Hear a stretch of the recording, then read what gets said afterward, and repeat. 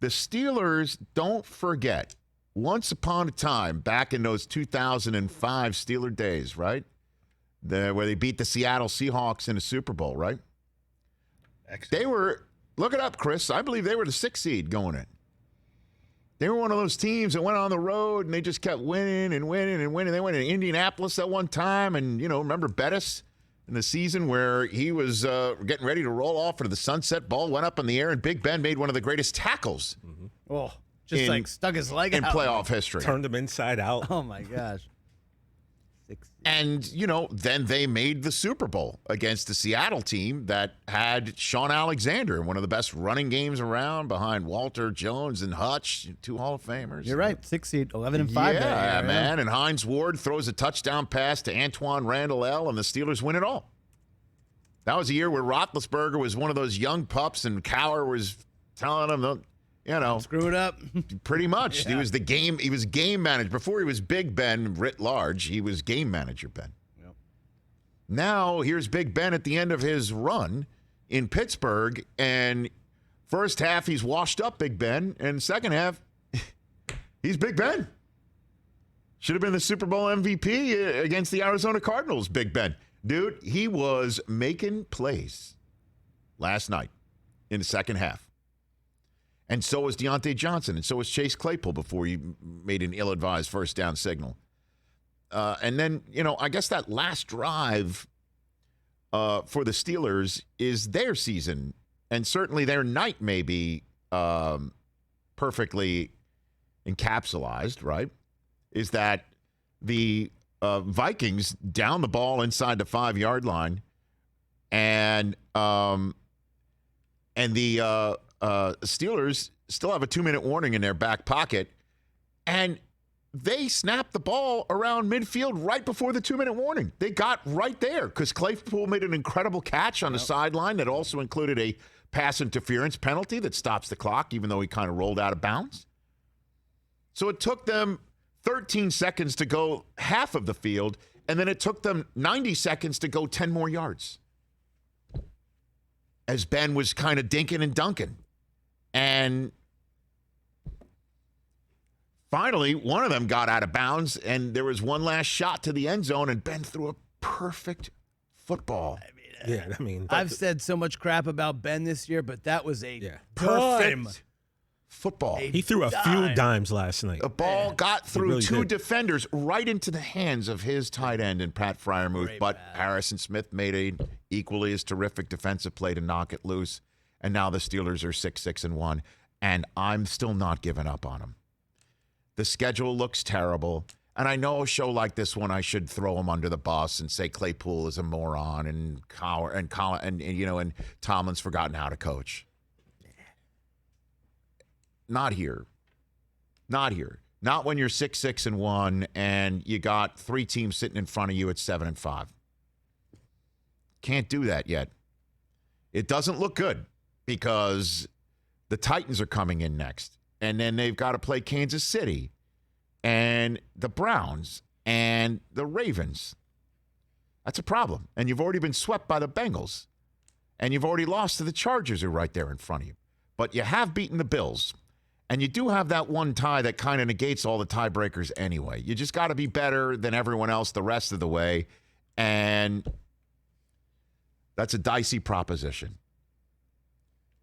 And, for the sake of Steelers fans who adore Big Ben and think the world of him and have really enjoyed his performance and will always look back fondly on his years in Pittsburgh, I hope for your sake he finishes up strong, makes the playoffs so he can at least play one last postseason game for you, because this is the end of the road. You could see it.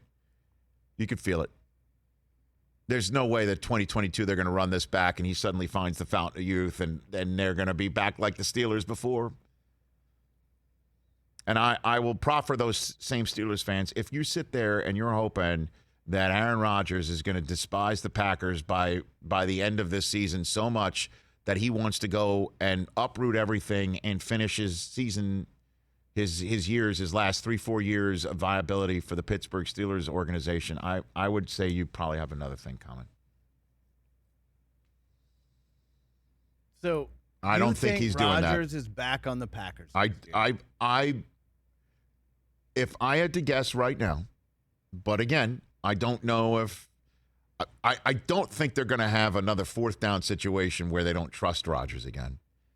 And I do believe anybody can't say what Aaron Rodgers is thinking. I mean, I'm not going to say that. No, but when it comes down to it, do you want to start something new with a bunch of young wide receivers you're going to have to get on the same page with, or do you want to stick with Davante Adams? Do you want to go? He was also in the last year of this deal. I understand that. But if you can use your influence to run it all back, but why wouldn't, if the Green Bay Packers are going to tell Jordan Love, sorry, man, and turn him into Garoppolo of this equation, all right, and stick with Aaron Rodgers, they're going to sign Davante Adams. I mean, you don't stick with Rodgers, and Rodgers doesn't just stay put without forcing any situation to get out of there if Adams is not there. Right.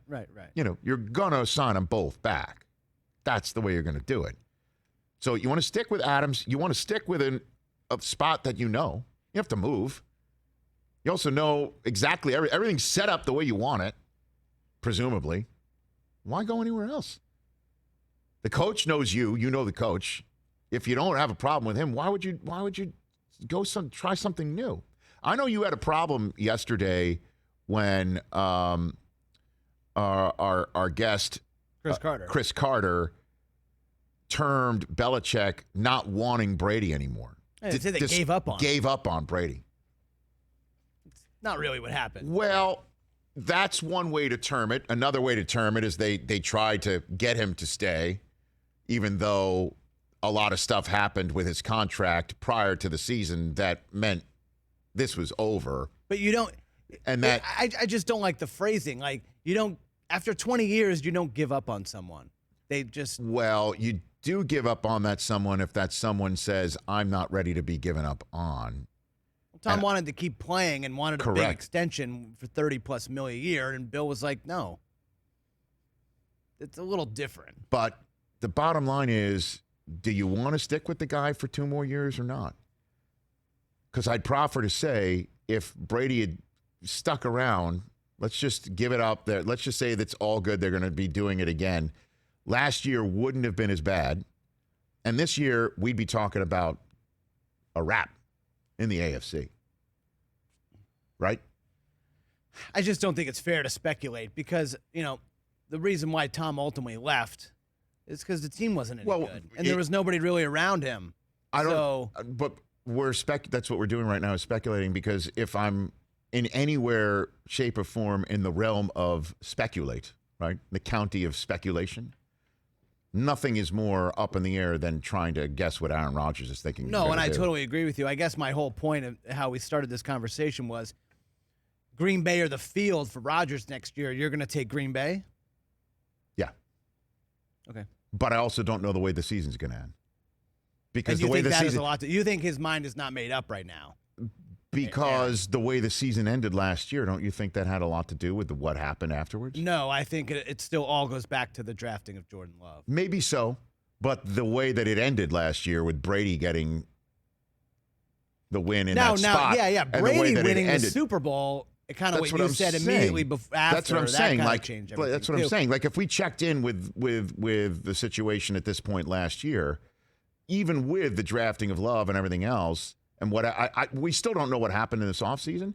I'm just saying that the last 2 months of that season last year definitely factored into the 2 months that happened after the season was over. Sure, and it also trickled into other teams, like the whole thing with Russell Wilson. Right. So who's more likely to be on their team next year, Russ or Aaron? Aaron. Got it. That's a who's more likely for down the road. We just strolled into another what's more likely. Great segment. But that's it. Yeah. Oh, yeah. If I had to guess that right now. Okay. One's 4-8. The other one has got a chance to win the Super Bowl. I don't think the records really matter. I think it does. Hey, you watched all the way to the end. Thanks for that. Watch more right here.